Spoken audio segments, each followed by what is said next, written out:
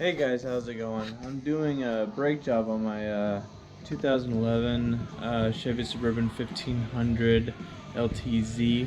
Um, I just checked the front brakes and they look pretty good. I just went over to get some new tires and they suggested I need to get some upgraded or new rear tires. And so I went and picked some up and I checked the fronts and they're in pretty good shape. So I don't need to change those, so I can return those ones.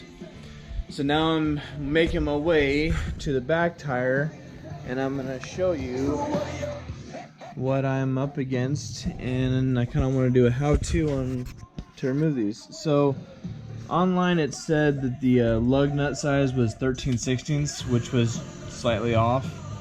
And so I couldn't find the next one, so I went with a 22 impact socket. And I'm using my impact wrench, and it's doing a really good job.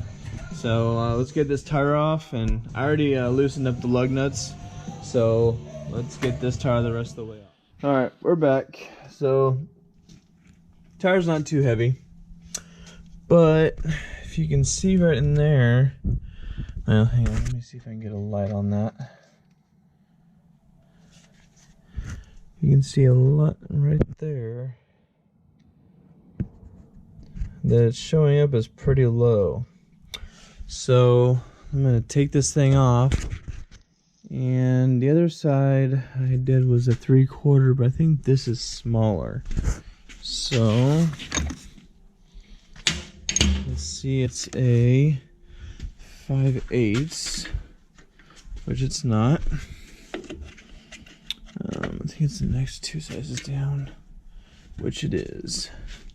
And this is a 1/2 inch. So let's get the wrench back on that. So the way that I see this is this is the whole caliper. This piece stays attached to the rotor, and this is just holding the pads in place, and this is basically a guide. So this is what squeezes it, and this is what holds it. So we're only wanting to remove the caliper that squeezes, that holds the, or that squeezes the pads together, and leave this one in place. And this not that great. And my phone's about to die, so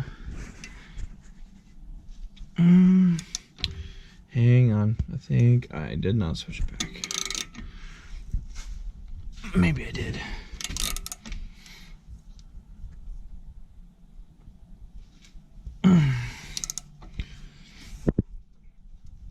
Maybe I'm tightening it. Definitely, yeah, I was tightening it. Okay. So on this set, since it's turning this little section right here, I think this one is gonna pull out a longer bolt. But we'll see. On a couple other cars I've done, they've had that situation, so let's see.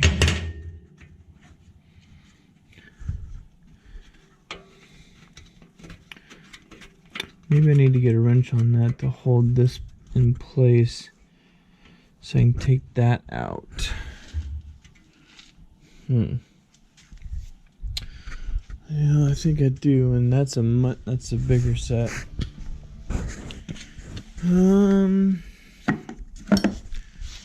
16.5.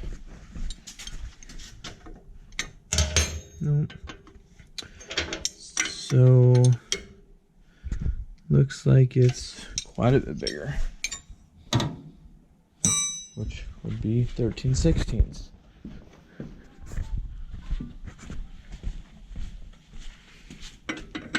There we go. Alright, so I'm gonna have to shut this off to use both hands. I'll be right back. Okay, scratch that. You didn't even need the wrench because you can just hold it with your fingers and take it out of there. So it's literally just a bolt.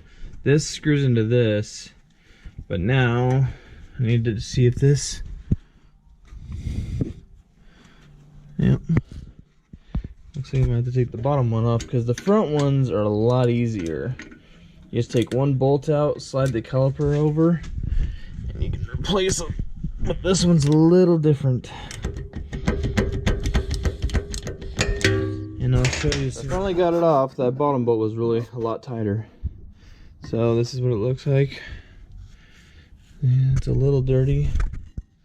So what we're gonna do is we're just gonna hang this up here, right above the rotor to get out of the way. And let's see what these look like.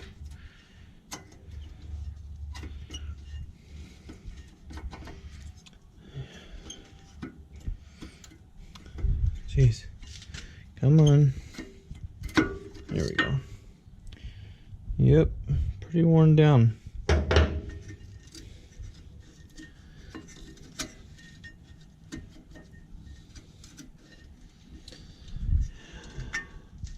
So, as a note, yeah, it's dirty, that usually when you do any of these jobs, the first set always takes the longest because you're learning how to take it off properly. Okay, I found the brakes, and we're gonna take the hardware off, which is these metal indicator clips. And I just gotta figure out how they come out. Just kind of pop them out. I would use a screwdriver, but I only have one hand, so looks like there's, ow. Okay, these look about right. Here's the pads, and these look right. Okay, and okay.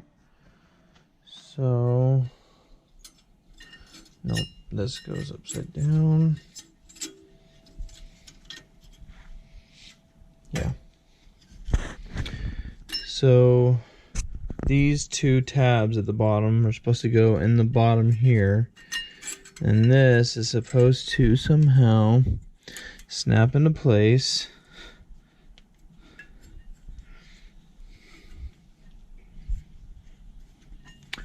Okay, so I think that's where it sets. And then the next one is going to set in the same manner. Might have to bend these tabs back into place because it looks like they're kind of bent from being in the box. And hopefully that's it. So now let's open these up.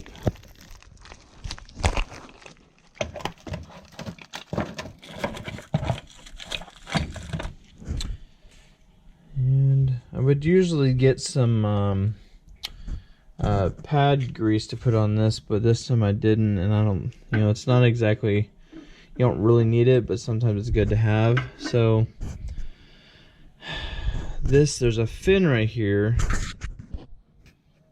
and that fin, or that slant, looked exactly the same as the other one, so I'm sliding this bottom piece in first, and then sliding it in to the other spot, and then I do the next one, and the same exact way, in first, and then push down slightly, and then clip these in.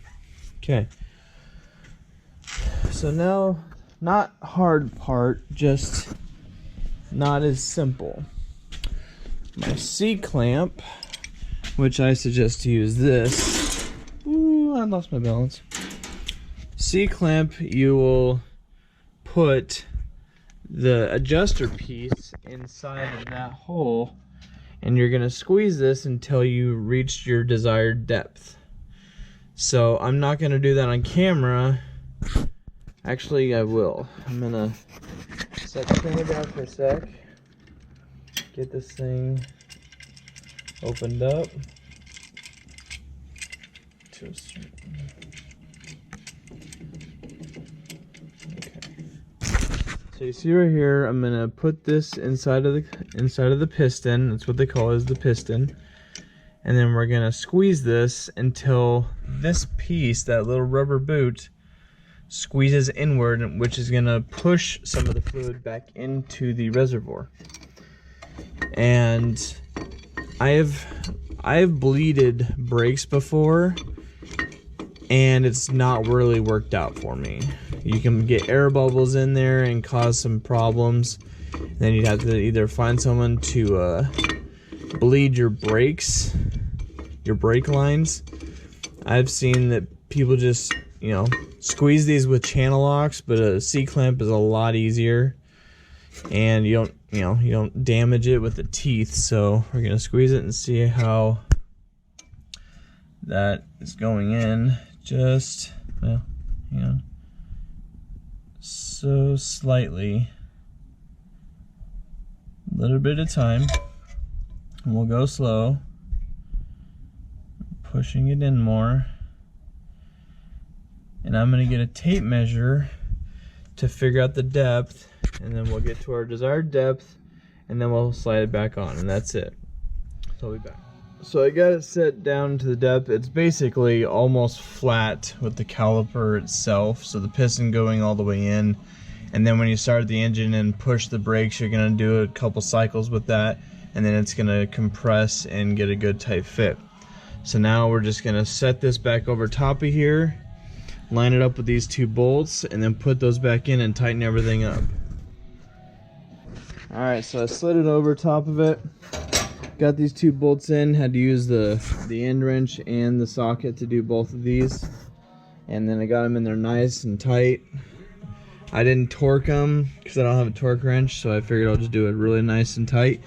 And then that's it. And then I'll put the tire back on, and that'll be it. And so the other side is going to be the exact same thing. So I only wanted to do a quick one on this because every car is different, but the fronts on almost every car are easy, especially on these four-wheel drive vehicles. The front ones are always the easiest, and the rear ones are pretty easy as well. It's just there's an extra bolt you gotta take out.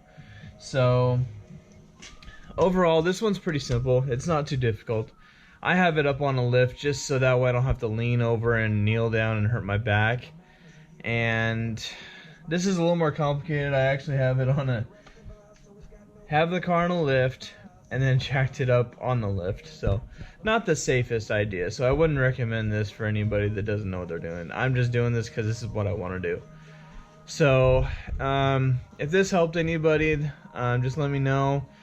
If there's anything extra that you could use for information, I could probably put the part number on this. It's just an O'Reilly's brand. It's nothing. They're the ceramic style. That's what I wanted. Don't get metallic. Ceramic does better. But it's the SC1194, and that's what I got. They're about, I think it was like 50, 55, under $60 for that. So the front ones are a little bit more, but I'm gonna return those ones. So yeah, if this helps, that's great. That's what this is all about, helping each other out. And if you have any questions, just feel free to leave them in the comments. I'm not gonna have any links to this because I don't have anything set up, so this is just for general information for anybody. So if you like it, that's great. And yeah, that's it. So